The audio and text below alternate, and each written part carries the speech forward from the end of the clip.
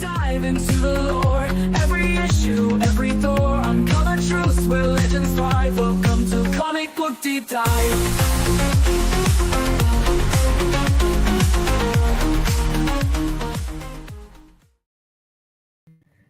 All right, welcome back to Comic Book Deep Dives, where we root around in the comic book trowel and unearth the juiciest cuts of four-color goodness. I'm your host, Rob Ferrari, and today we're going whole hog into an episode called Pigging Out, diving snout first into Marvel Tales, starring Peter Porker, the Spectacular Spider-Ham, #1, unleashed on an unsuspecting world in November of 1983. Now, this isn't just a comic, it's a hamtastic masterpiece. A one-shot that's been sizzling in my heart since I was a kid. Crafted by Tom DeFalco, Mark Armstrong, and Steve Miller, with a side of Larry Hama and Jim Salicrup stirring the pot. It's one of my all-time favorites. We're talking Peter Porker, the Spectacular Spider-Ham, swinging into our lives with puns, gags, and a surprising dollop of heart. This episode's double-stuffed feast, twice the runtime, twice the bacon. So grab your web shooters, your pork rinds, and maybe a napkin, because we're about to pig out on some Spider-Ham. All right, let's set the stage, because context is everything. It's 1983, and Marvel's in a golden groove. The X-Men are clawing their way to superstardom under Chris Claremont. The Amazing Spider-Man is peak Roger Stern, think Hobgoblin and Black Cat, and Jim Shooter steering the ship as editor-in-chief, pushing big events like Secret Wars. But amidst all this serious superhero business, Marvel decides to toss a curveball, the Star Comics imprint. Launched in 84, but teased here in 83. Star was aimed at younger readers. Think Ewoks, Heathcliff, kid-friendly stuff. And Marvel Tales? It's the guinea pig. Or guinea ham, I guess. Testing the waters with a 40-cent one-shot that says, hey, comics can be goofy too. It's Earth 8311, the larval Earth, where every Marvel hero is an animal, and Peter Porker's the star of the barnyard. Who's behind this madness? Tom DeFalco is the mastermind. He's writing Amazing Spider-Man and editing half of Marvel, but he's got a soft spot for silliness. Mark Armstrong's on pencils. He's a journeyman artist who'd later do Squadron Supreme, but here he's channeling Chuck Jones. Steve Miller is the inker and colorist, giving it that Saturday morning pop, with Larry Hama editing and Jim Salicrup pitching in on the concept. This crew's got the chops. Hama's fresh off G.I. Joe, Salicrup's a Spidey vet, but Marvel Tales feels like a late-night brainstorm after too much coffee. DeFalco said in interviews it started as a gag. What if Spider-Man was a pig? And boom, Peter Porker was born. So, what's the story? The main dish is If He Should Punch Me, a 20-page romp that intros Peter Porker, a spider bitten by a radioactive May Porker, his scientist aunt. Yeah, you heard that right. May's not just baking pies here. She's a lab whiz who zaps Peter with radiation, turning him into a pig with spider powers. No tragic Uncle Boar getting gunned down, just pure bonkers science gone wrong. Peter's a photographer at the Daily Beagle, snapping pics for J. Jonah Jackal, a cigar-chomping, fur-covered tyrant who'd make J. Jonah Jameson jealous. He's got Aunt May at home, oblivious as ever, fussing over him while he sneaks out in his red and blue tights. The plot kicks off when Peter Porker's his Porker senses tingle. He's on assignment, photographing a charity event, when the Gopher Gang tunnels in. And these are literal gophers. Buck-teeth, goggles, shovels, led by the cloaked creep called the Masked Marauder. They're robbing the joint, and Peter swings into action as Spider-Ham, webbing them up with quips like, looks like you rodents dug your own graves. Then, enter Captain Americat, Steve Mauser, a star-spangled tabby with a shield, and Hulk Bunny, a green rabbit who's one carrot away from a rampage.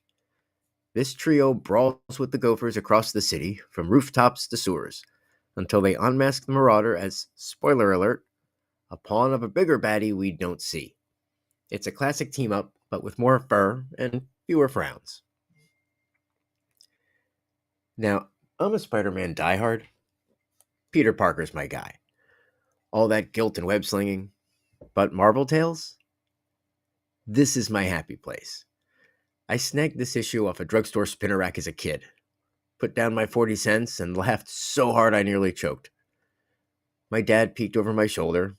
A pig Spider-Man? What's next? A cow Thor? Oh, you have no idea. This comic's got a special sauce. It's absurd, it's joyful, and it's stuck with me for over 40 years. It's not just the gags, but we'll get to those. It's the way it makes you feel like the world's lighter, like you can giggle at your heroes without losing the love for them. All right, let's carve into the humor, because this is where DeFalco shines. Every page is a pun fest. Peter's dodging Jackal's rants, Spider-Ham's a menace, a pork chop in tights, while tossing out lines like, time to hog-tie these goons, Captain Americat's all noble, for liberty and catnip, and Hulk Bunny's growling, Hulk Bunny, smash puny gophers. The masked marauders got this over-the-top villain spiel, bow before my subterranean supremacy, and you can't help but crack up. It's like DeFalco rated a dad joke book and sprinkled in Marvel DNA. I mean, there's a bit where Peter webs a gopher mid-dig and says, looks like you're in a whole lot of trouble. I snorted so loud, my sister threw a pillow at me. The art's the perfect side dish. Mark Armstrong's pencils are crisp. He's got that early 80s Marvel House style, but with a twist. Peter's got this round, piggy silhouette, all snout and ears. Swinging with the same grace as Parker, Captain Americat's shield glints like it's straight out of Captain America #1. And Hulk Bunny's this hulking ball of green fluff, muscles rippling under fur. The Gopher Gang's got these goofy oversized tools, shovels bigger than their heads, and the masked marauder's cloak swirls like he's auditioning for a melodrama. Steve Mallore's inks and colors pop. Bright red blues, yellows, like a Hanna-Barbera cartoon on newsprint. There's a splash page of the trio leaping into action, and it's pure, unfiltered glee. But here's the meat of it, the emotional impact. On the surface, this is a gag. Peter's origin is a gag, not a tragedy. No dead uncle, just a spider turned pig thanks to Aunt May's lab mishap. He's not haunted by, with great power comes great responsibility. He's just having a blast, and that's the hook. For me, growing up in the 80s, life wasn't all sunshine. School was rough, money was tight, and comics were my escape. Marvel Tales wasn't about saving the world. It was about laughing at it. Peter Porker's swinging around, teaming up with Americat and Hulk Bunny, and there's no doom, no gloom, just pure silly joy. I'd read this after a bad day, and suddenly, the bad stuff didn't really matter. It was like a secret weapon. Laughter is armor. There's this moment that gets me every time. After the fight, Peter's hanging upside down, munching a carrot, because, pigs, right? While Captain Americat polishes his shield, Hulk Bunny's off screen, probably eating a vegetable cart. Peter says something like, another day, another Gopher Gang, and Americat just nods, all stoic. It's a tiny beat, but it's gold. These animal heroes just chilling after a win, no brooding required. As a kid, I'd imagine swinging with them, making wisecracks and being part of the crew. It's not Dark Knight Returns deep, but it's real. It's the comfort of friendship, the thrill of silliness. I'd close the comic smiling, and that's a superpower all on its own. Now, don't sleep on the backup, Goose Rider, because it's a 5-page dessert that steals the show. Picture this. Goose Rider, Earth 8311's Ghost Rider, is a goose with a flaming beak, leather jacket, and chopper. He's chasing a gang of punk turkeys who jacked a farmer's corn stash. Think Hell's Angels with feathers. The art's looser here, more exaggerated. Mallore's colors go wild with oranges and reds, and Goose Rider's roaring, the corn cries out for vengeance, while these turkeys flap around gobbling in panic. It ends with him roasting their tail feathers and riding off into the sunset, beak ablaze. I'd trade my left sock for a Goose Rider miniseries. Pair him with Hulk Bunny, I'd be a happy guy. All right, let's zoom out. The background's wilder than you think. Marvel Tales wasn't a fluke. It was a calculated risk. Star Comics was Shooter's brainchild to grab the kiddie market from Archie and Harvey, and this was the test run. Salicrup's credited with pitching Spider-Ham years earlier. He doodled a pig Spidey as a gag, and DeFalco ran with it, roping in Hama to keep it tight. Armstrong was a last-minute pick. Rumor is John Romita Sr. suggested him, and Milor was a rookie, fresh off smaller gigs. They had no budget, no expectations, just a deadline and a dream. DeFalco said in Back Issue magazine, it was a love letter to comics, a chance to cut loose while the books got grim. And it worked. The legacy? It's a barn burner. Marvel Tales sold well enough to spawn Peter Porker, the Spectacular Spider-Ham in '85, a 17-issue run with gems like Dr. Doom, the Buzzard, and a Porky Iron Man. Peter popped up in Marvel Tales backups, got a 25th anniversary special in 2007, and then, holy ham hocks, Spider-Man Into the Spider-Verse in 2018. John Mulaney voicing Peter Porker, swinging with Miles Morales. I saw it in theaters, popcorn in hand, and when he said, "That's all, folks," I teared up. This little pig from '83 became a multiverse legend, and it's all rooted in this one shot. Emotionally, it's the joy that sticks. I've read this 100 times. My copy's a mess, cover half torn, smells like attic dust, and I still cackle at Hulk Bunny Smash or Goose Rider's Hunking Justice. But it's deeper than that. Marvel Tales is a time capsule. 1983. When comics could be this free, this fun. Peter Porker's not saving the universe, he's saving your day, one laugh at a time. For a kid, or even a grown-up, it's a reminder that heroes don't always need capes and tears. Sometimes they just need a snout and a bad pun. I love this comic so much I'd wrestle a bear to protect it. Though I'd probably just chuck Spider-Ham at it and bolt. Alright, let's nerd out on the craft a bit more, because this pig's got layers. DeFalco's script is a masterclass in pacing. He's juggling Peter, Americat, Hulk Bunny, and the Gopher Gang in 20 pages, plus a 5-page backup. And it's seamless. The puns never stop. Gopher broke, paws off, punks, and they're delivered with such gusto you can't roll your eyes. Armstrong's art is deceptively simple. He's got that Marvel dynamism, all leaping poses and web lines, but with a cartoon edge. Peter's snout jiggles when he swings. Hulk Bunny's ears flop mid-rage. It's detailed where it counts. Milor's inks are sharp, his colors bold. Check the sewer fight, all murky greens and gopher grays, then bam, bright rooftop reds. It's a comic that looks cheap, but feels rich. The fans get it too.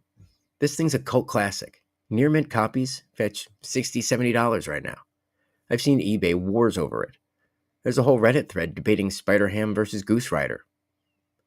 I'm Team Ham. That beaks a weapon of mass hilarity, but you can't go against Spidey. Point is, Marvel Tales tapped into something primal. Our love for the ridiculous. Our need to see heroes cut loose. It's not Crisis on Infinite Earths, but it's not trying to be. It's bacon for the soul. Crispy and perfect. Alright, I've yapped on long enough.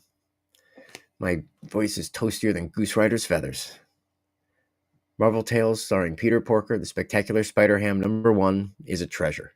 It's silly, it's sweet, and it's got more heart than a pig in tights deserves. If you've never read it, track it down. eBay, your local comic shop, your weird uncle's attic. Just don't bend the spine, or I'll sick Hulk Bunny on you. This comic's why I'm still a fanboy. Loud, proud, and ready to pig out on more. That's it for this episode, Pigging Out on Comic Book Dig Dives. Next time, we'll root out another classic. Any guesses? Let us know in the comments if there's an issue you'd like to hear about. Until then, keep your web spinning and your bacon sizzling. And I'll catch you on the next deep dive. Neon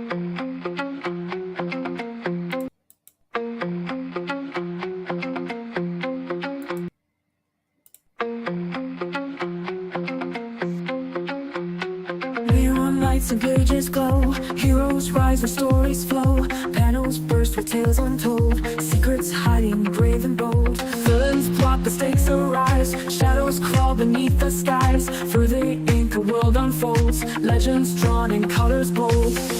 Take a dive into the lore. Every issue, every door. Uncover truths where legends thrive. Welcome to Comic Book Deep Dive.